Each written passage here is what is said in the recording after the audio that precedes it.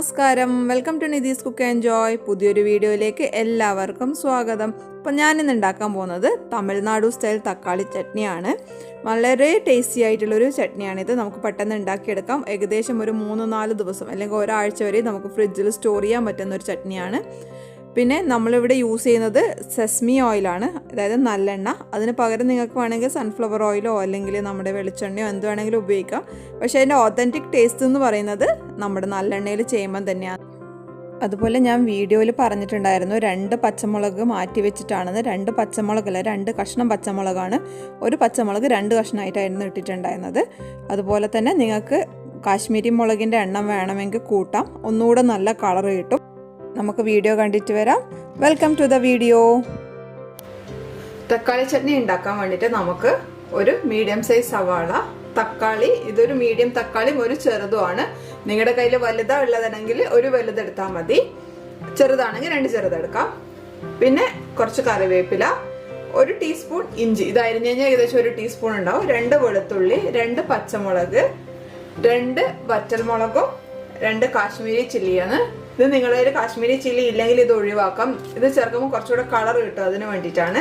അതുപോലെ തന്നെ പച്ചമുളകും 1 എടുത്താലും മതി. ഞാനിപ്പോൾ 2 വഴറ്റും, അതിന് ശേഷം ആവശ്യത്തിന് എടുക്കുള്ളൂ. പിന്നെ നമ്മൾ നല്ലെണ്ണ, എള്ളെണ്ണ എന്ന് പറയുന്ന സാധനം, ഇതാണ് വേണ്ടത്. അപ്പം നമുക്ക് ഉണ്ടാക്കാൻ തുടങ്ങാം. ഞാൻ സവാളയും ഇഞ്ചിയും വെളുത്തുള്ളി അരിഞ്ഞെടുത്തിട്ടുണ്ട്. പച്ചമുളക് നമുക്ക് ജസ്റ്റ് ഒന്ന് പൊട്ടിച്ച് ചേർത്താൽ മതി. അതേപോലെ തന്നെ ഒരു 10 ഇതള് കറിവേപ്പില എടുത്തിട്ടുണ്ട്. ഇനി നമുക്കിത് വഴറ്റി നോക്കാം. നമ്മളൊരു പാൻ വെച്ചിട്ട് ചൂടാക്കിയിട്ടുണ്ട്. അതിലേക്ക് 2 ടേബിൾ സ്പൂൺ പോലെ നല്ലെണ്ണ ഒഴിച്ചു കൊടുക്കാം. ഇതൊരു തമിഴ്നാട് റെസിപ്പിയാണ്, അപ്പം നല്ലെണ്ണ ചേർക്കുന്നത് തന്നെയാണ് അതിൻ്റെ ടേസ്റ്റ്. എണ്ണ നന്നായിട്ട് ചൂടായിട്ടുണ്ട്. ഇനി നമുക്ക് അതിലേക്ക് 1 ടീസ്പൂൺ ഉഴുന്ന് ചേർത്ത് കൊടുക്കാം. അത് തികച്ചും ഓപ്ഷണലാണ്, നിങ്ങൾക്ക് വേണമെങ്കിൽ മാത്രം ചേർത്താൽ മതി. ഉഴുന്നൊരിത്തിരി മൂക്കട്ടെ. ഉഴുന്ന് ചെറുതായി മൂത്ത് വരുന്നുണ്ട്. ഒരു ലൈറ്റ് ബ്രൗൺ കളർ ആയാൽ മതി. ഏകദേശം ഒരു ലൈറ്റ് ബ്രൗൺ കളർ ആയിട്ടുണ്ട്. ഇനി നമുക്ക് ഇതിലേക്ക് വറ്റൽമുളക് ചേർത്ത് കൊടുക്കാം. ഫ്ലെയിം കുറച്ച് വെക്കണം കേട്ടോ. ഇതൊന്ന് ഇളക്കി കൊടുത്തതിന് ശേഷം ഒന്ന് മൂത്ത് വരണം. നമ്മൾ താളിക്കാനൊക്കെ മൂപ്പിക്കുന്നത് പോലെ ജസ്റ്റ് ഒന്ന് മൂത്താൽ മതി. അതിലേക്ക് നമുക്ക് നേരത്തെ അരിഞ്ഞു വെച്ച പച്ചക്കറികളെല്ലാം ചേർത്ത് കൊടുക്കാം. തക്കാളി ഒഴികെ ബാക്കിയെല്ലാം നമുക്ക് ചേർത്ത് കൊടുക്കാം.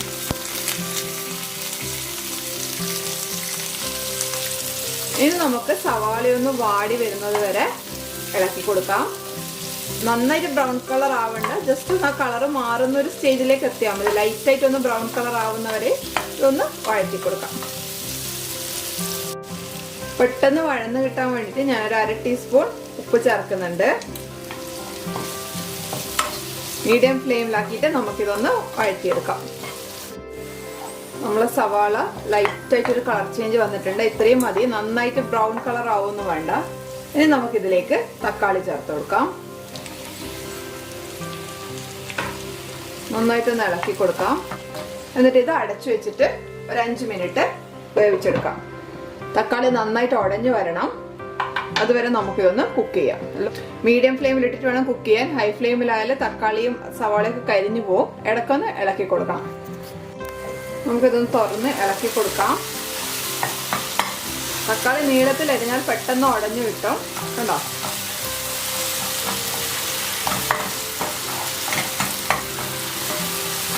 ഒന്നുകൂടെ അടച്ചു വെച്ചിട്ട് ഒരു 2 മിനിറ്റ് കൂടെ നമുക്ക് കുക്ക് ചെയ്തെടുക്കാം. അപ്പൊ ഇത് മൊത്തത്തിൽ 5 മിനിറ്റ് ആയിട്ടുണ്ട്. നമുക്ക് ഒന്നുകൂടെ ഇളക്കി കൊടുക്കാം. തക്കാളിയൊക്കെ നന്നായി ഉടഞ്ഞു വന്നിട്ടുണ്ട്. ഇനി നമുക്കിത് തുറന്ന് വെച്ചിട്ട് ഒരു 2 മിനിറ്റ് നന്നായിട്ടൊന്ന് റോസ്റ്റ് ചെയ്തെടുക്കാം. അതിനുശേഷം തീ ഓഫ് ചെയ്തിട്ട് തണുക്കാൻ വെക്കാം. ഇപ്പം നന്നായിട്ട് റോസ്റ്റ് ആയിട്ടുണ്ട്. ഇനി നമുക്കിത് തണുക്കാൻ വെക്കാം. തണുത്തതിന് ശേഷം നമുക്കിത് അരച്ചെടുക്കാം. അപ്പം ഞാൻ തീ ഓഫ് ചെയ്യുവാണ്. ഇത് നന്നായിട്ടൊന്ന് തണുക്കട്ടെ. അപ്പം ഇത് നന്നായി തണുത്തിട്ടുണ്ട്. നല്ലപോലെ വെള്ളം വറ്റിട്ടുണ്ട്. നിങ്ങളത് ചില തക്കാളിക്ക് നല്ല വെള്ളം ഉണ്ടാവും. അപ്പം നിങ്ങളുടെ കയ്യിൽ ഉള്ള തക്കാളി അങ്ങനത്തതാണെങ്കിൽ ഡ്രൈ റോസ്റ്റ് ചെയ്ത് അതിൻ്റെ വെള്ളം മുഴുവൻ കളയണം. എന്നിട്ട് ഈ ഒരു പരുവത്തിൽ കിട്ടണം. ഇപ്പം ഞാൻ 2 പച്ചമുളക് സൈഡിൽ വെച്ചിട്ട് ബാക്കി മിക്സിയുടെ ജാറിലേക്ക് ഇട്ടിട്ട് അരക്കുവാണ്. എരിവ് കുറവാണെങ്കിൽ ആ 2 പച്ചമുളകും കൂടെ ഞാൻ ചേർക്കും. വഴറ്റിയ മുഴുവൻ ഉള്ളിയും തക്കാളി ഇതിലൊക്കെ ചേർത്തിട്ടുണ്ട്. ഇതൊന്ന് നല്ല ഫൈൻ പേസ്റ്റ് ആയിട്ട് അരച്ചിട്ട് വരാം. ഇനി ഇതിലേക്ക് ഒരു ചെറിയ പീസ് ശർക്കര ചേർക്കുവാണ്. ടേസ്റ്റ് ബാലൻസിന് വേണ്ടിയിട്ട് മാത്രം. ശർക്കര ഇല്ലാത്തവർക്ക് ഒരു ചെറിയ ടീസ്പൂണിന്റെ പകുതി അല്ലെങ്കിൽ 1/4 ഭാഗമായാലും പഞ്ചസാര ചേർത്താൽ മതി. അപ്പൊ ഞാനിത് ചേർക്കുവാണ്. ഉപ്പൊക്കെ കറക്റ്റ് ആയിട്ടുണ്ട്, ഞാൻ ടേസ്റ്റ് ചെയ്ത് നോക്കിയിട്ടുണ്ടായിരുന്നു. അപ്പൊ ഇനി ഇതൊന്ന് അരച്ചെടുത്തിട്ട് വരാം. മുളക് എരിവും എനിക്ക് കറക്റ്റ് ആണ്, ആ എക്സ്ട്രാ ഉള്ളൊരു മുളക് ഞാൻ ചേർക്കുന്നില്ല. അപ്പൊ ഇതൊന്നുകൂടി ഒന്ന് അരച്ചെടുക്കണം. അപ്പൊ ഇത് നല്ല പെർഫെക്റ്റ് ആയിട്ട് അരഞ്ഞിട്ടുണ്ട്, നല്ല ടേസ്റ്റ് ആയിട്ടുണ്ട്. അപ്പൊ എല്ലാവരും ഇതൊന്ന് ട്രൈ ചെയ്ത് നോക്കണം. ഞാൻ ഫോട്ടോ എടുത്തിട്ട് ഫോട്ടോ അപ്ലോഡ് ചെയ്യാം. നമുക്കിത് ഇഡ്ലിക്കും ദോശക്കും ഒക്കെ നല്ല കോമ്പിനേഷൻ ആണ്. ഈവൻ ചപ്പാത്തിക്ക് വരെ നമുക്ക് എടുക്കാം. പിസയിൽ ഒരു സ്പ്രെഡ് ആയിട്ട് വേണമെങ്കിൽ നമുക്കിത് യൂസ് ചെയ്യാൻ പറ്റും. അത്ര സൂപ്പർ ആയിട്ടുള്ള ഒരു ചട്നിയാണ്. അപ്പൊ എല്ലാവരും ഇതൊന്ന് ട്രൈ ചെയ്ത് നോക്കണം. Thank you for watching. Thank you so much. അടുത്ത വീഡിയോ ആയിട്ട് കാണുന്നവരേക്കും എല്ലാവർക്കും നന്ദി, നമസ്കാരം.